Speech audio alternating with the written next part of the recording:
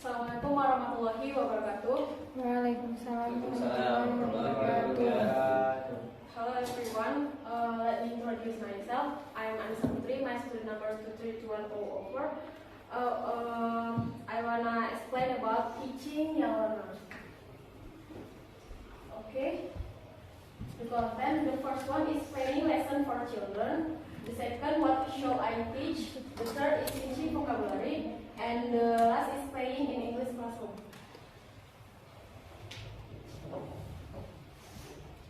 The first is a planning lesson for children. When planning a lesson for children, it can be either enjoyable and satisfying or incredible, challenging depending on what resources and information you have to work with. If you have specific vocabulary or language point, you want to teach a basic structure for the lesson and a variety of engaging activities. Then planning the lesson can be an enjoyable process. Jadi merencanakan pelajaran untuk anak-anak itu harus menyenangkan dan bermanfaat. Kalau tidak, kita akan sulit untuk merencanakan planning lesson planningnya.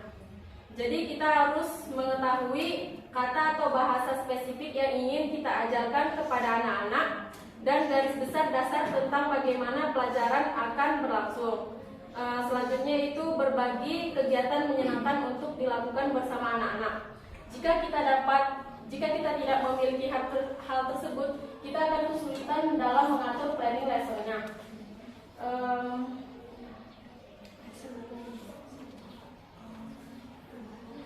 Selanjutnya itu what should I teach?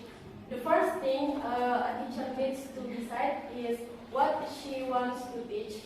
What do children need to learn in a foreign language? How you plan your syllabus and your lessons depend on your teaching situation. But as far as possible, it will be a good idea to link what you are teaching to what the children are learning in their school classes in their own language. Jadi, hal pertama yang harus diputuskan oleh seorang guru adalah apa yang ingin mereka ajarkan saat mengajar bahasa Inggris. Guru perlu memikirkan bagaimana dan hal-hal apa saja yang perlu dipelajari oleh siswa. Bagaimana guru merencanakan silabus dan pembelajaran individu akan tergantung pada situasi pengajaran tertentu. Jadi poin-poin utama dari ini adalah guru harus memutuskan materi ajar apa yang akan diajarkan di kelas bahasa Inggris. Selanjutnya yaitu guru perlu mempertimbangkan apa yang perlu dipelajari siswa dalam pelajaran bahasa Inggris dan perencanaan pembelajaran dan struktur pembelajaran bahasa yang harus disesuaikan dengan situasi pengajaran tertentu. Selanjutnya yaitu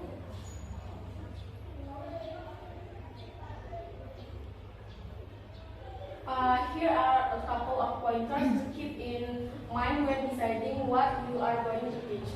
The first one is vocabulary. It's best to group related to vocabulary words together as this makes them easier for children to remember. Selanjutnya yaitu functional dialogue. These are the everyday phrases and expressions that children use like good morning, thank you, and let's play. And the third is listening. Children can often understand more of a foreign language than they can speak. It's important to do listening activities where they don't have to speak or repeat, but can just listen and learn. Jadi yang pertama yaitu vocabulary. Saat memilih vocabulary untuk diajarkan, yang terbaik adalah mengelompokkan kata-kata yang berhubungan satu sama lain. Hal ini memudahkan siswa untuk mengingat kata-kata baru. Selanjutnya itu functional dialog. Functional dialog ini adalah frasa dan ungkapan umum yang digunakan anak-anak dalam situasi sehari-hari, seperti good morning, thank you, and let's play. Selanjutnya yaitu listening. anak-anak seringkali lebih memahami bahasa asing daripada berbicara bahasa ibunya. Penting untuk melakukan aktivitas mendengarkan di mana siswa tidak perlu berbicara atau mengulang, mereka hanya mendengarkan dan belajar. Selanjutnya yaitu grammar. Focus on teaching simple, useful grammar structures that children can use to make their own sentence. Include both statement and question or answer. Selanjutnya yaitu phonics or reading or writing. Children learn English need a lot of support as the sound and written letters may be new to them. Teach similar sounds and letters together as this makes them easier to learn. And sixth is culture. Children are interested in learning about how kids live in other countries, sharing information about other cultures, and children holidays can help them connect with the language. Oke, yang keempat yaitu grammar. Fokus pada pengajaran grammar yang sederhana dan berguna yang dapat digunakan siswa untuk membuat kalimat mereka sendiri. Sertakan juga pertanyaan dengan jawabannya. Selanjutnya yaitu phonics atau reading atau writing. Bagi anak-anak yang belajar bahasa Inggris, bunyi dan huruf tertulisnya mungkin baru bagi mereka. Namun memberikan banyak dukungan di bidang ini, ajarkan bunyi dan huruf serupa secara bersamaan. Karena hal ini akan memudahkan siswa untuk mempelajarinya. Nah, yang keenam yaitu culture. Anak-anak tertarik mempelajari bagaimana anak-anak hidup di negara lain. Berbagi informasi tentang budaya dan hari libur di negara lain dapat membantu siswa terhubung dengan bahasa yang mereka pelajari.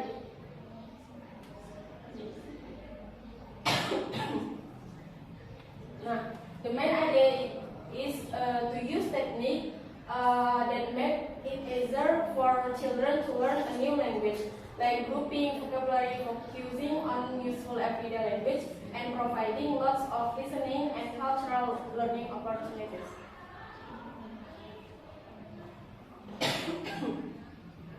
Next yaitu teaching vocabulary.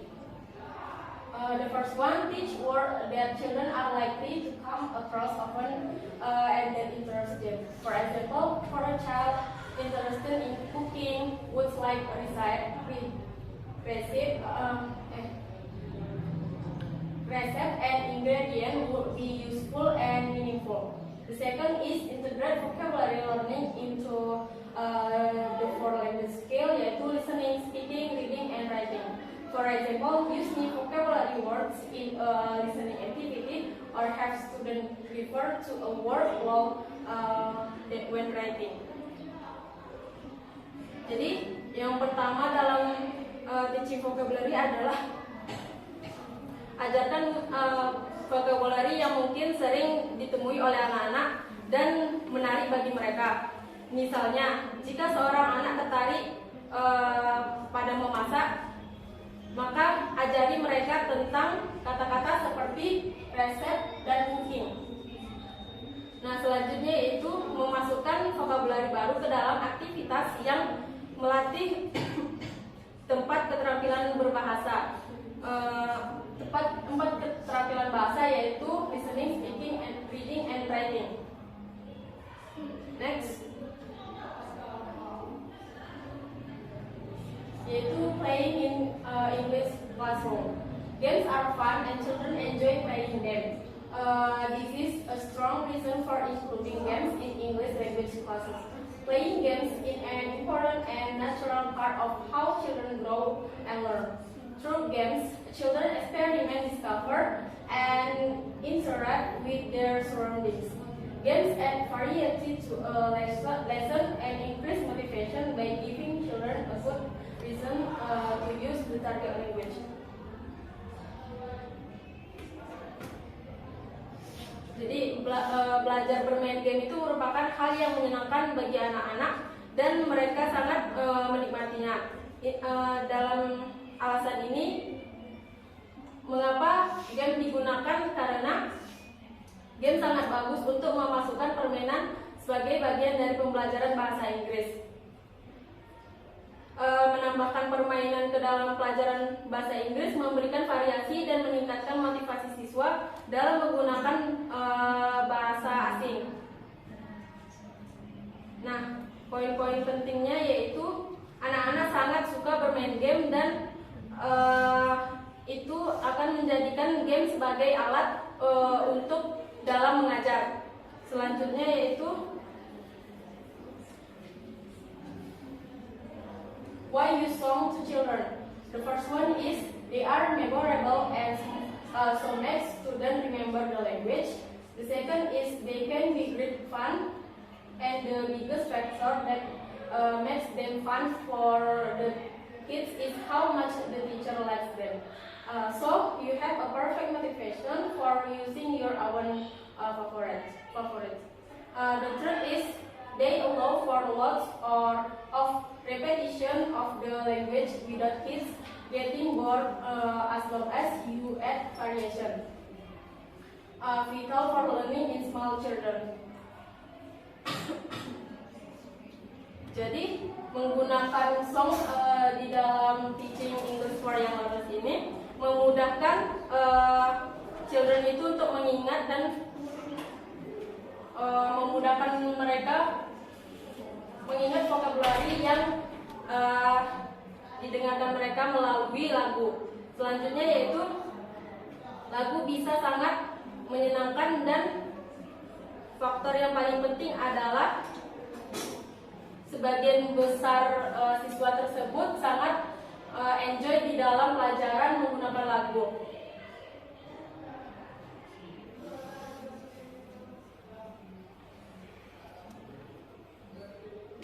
Selanjutnya yaitu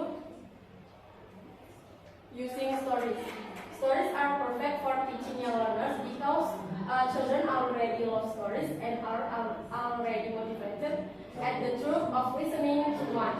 In addition to that, when children listen to the stories, they are able to internalize the language structure and will eventually begin to recognize words and phrases they hear in the stories.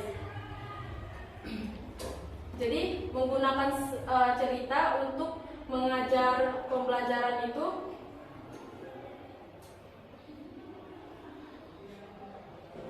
ada benefitnya. Yang pertama yaitu engagement. Stories captivate children's attention and imagination, making the learning process more engaging and enjoyable. Young learners are naturally drawn to narrative and are more likely to remain focused and motivated when information is presented in a story format.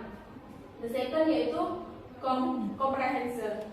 Stories use simpler language and familiar context that are more accessible to young learners.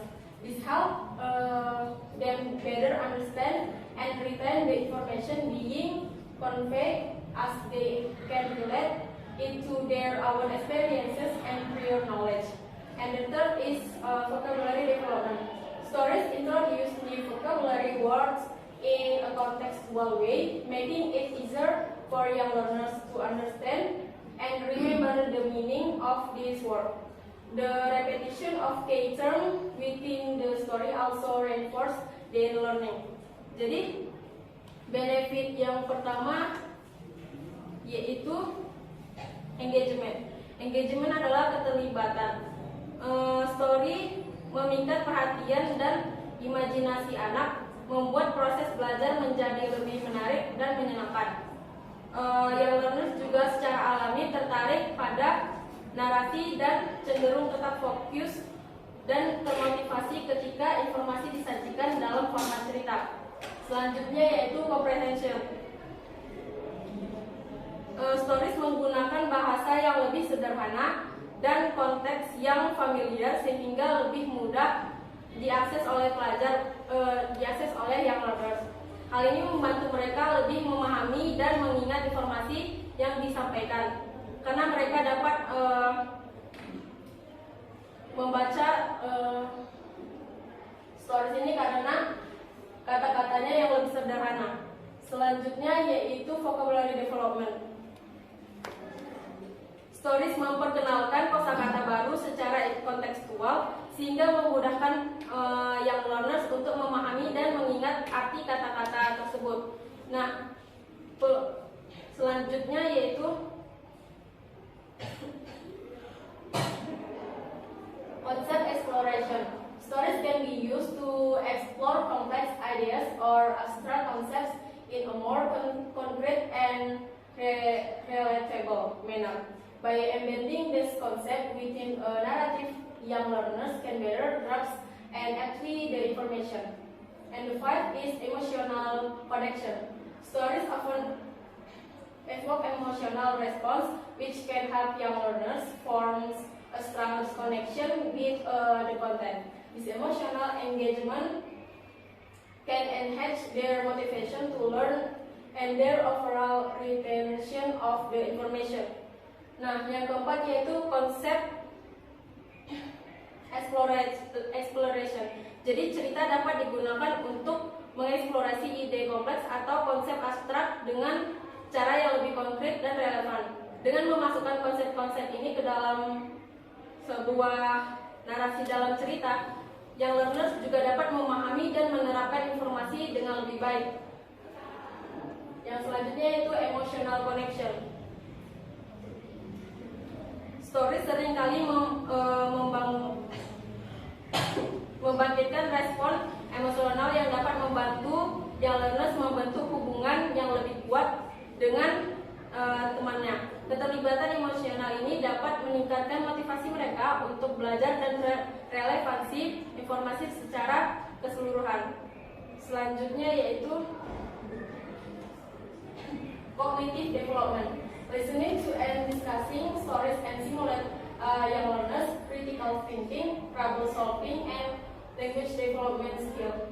The narrative structure help them following logical sequence and making inferences. Selanjutnya yaitu cultural awareness.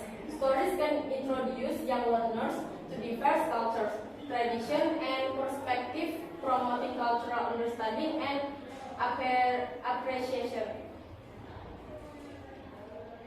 Nah, yang ketujuh yaitu yang keenam adalah cognitive development.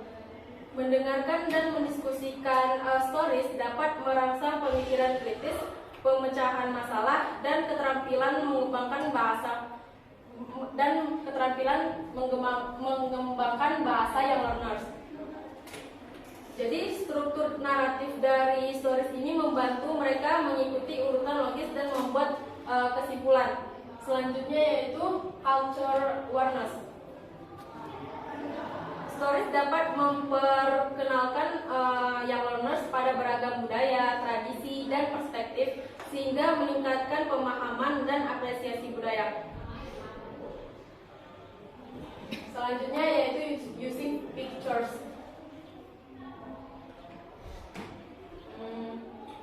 Here are the benefits of using picture to teach vocabulary in simple English.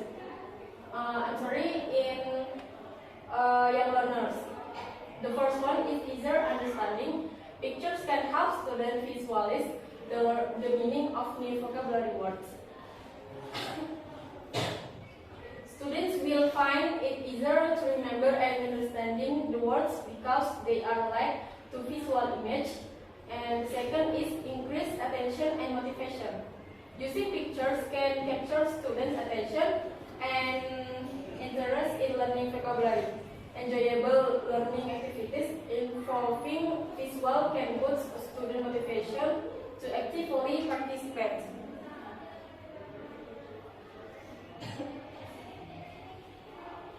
Jadi, yang pertama adalah easier understanding.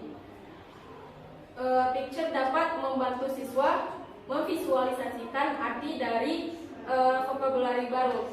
Jadi siswa akan lebih mudah mengingat dan memahami vocabulary karena dihubungkan dengan gambar visual.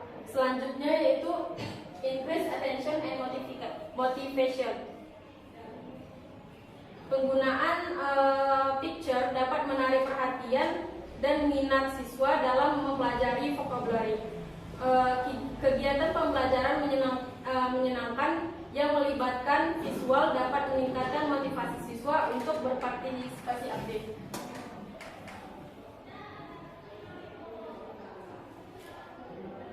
And the last is the third is support meaningful learning. Associating picture with words helps students build a more meaningful connection between new vocabulary and their existing knowledge. This can facilitate deeper understanding and appropriate use of the vocabulary in context.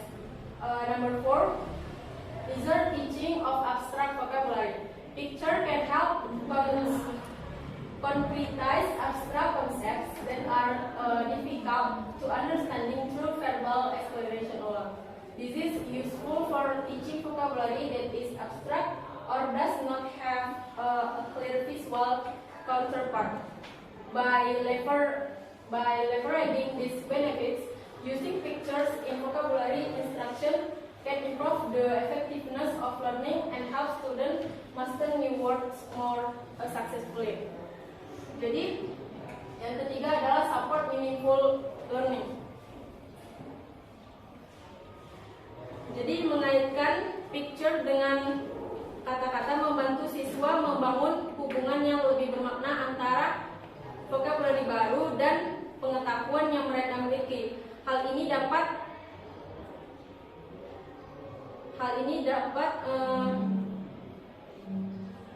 memfasilitasi pemahaman yang telah ada dan penggunaan kosakata yang tepat dalam konteks. Yang terakhir yaitu easier teaching of abstract vocabulary. Picture dapat membantu mengkonkretkan konsep-konsep abstrak yang sulit dipahami melalui penjelasan verbal saja. Jadi, picture ini berguna untuk mengajarkan vocabulary yang abstrak atau tidak memiliki dengan memanfaatkan picture ini, yang learners yang menggunakan picture ini dalam pembelajaran vocabulary dapat meningkatkan efektivitas pembelajaran dan membantu siswa menguasai kata-kata baru dengan lebih sukses. Oke, mungkin cukup sekian penjelasan dari saya. Apakah ada teman-teman yang ingin bertanya? Saya persilakan.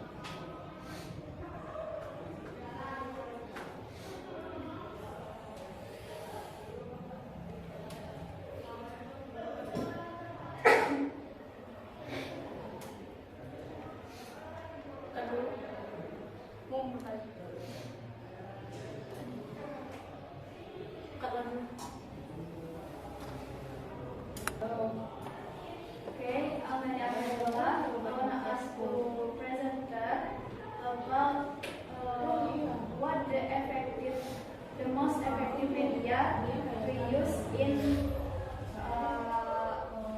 teaching vocabulary. Teaching yang menarik. Yeah, for your learners. Menurut saya ya, ketiga-tiganya bagus, tergantung dari siswanya aja lagi. Karena kan gaya belajar orang kan beda-beda, ada yang visual, ada yang auditory. Jadi kalau kita patokkan ke picture, ke gambar aja, mungkin dia sukanya singing. Jadi ketiga-tiganya itu sama-sama bagus, tergantung dari strategi yang digunakan oleh siswa tersebut. Bagaimana Leni? Gadin tuh?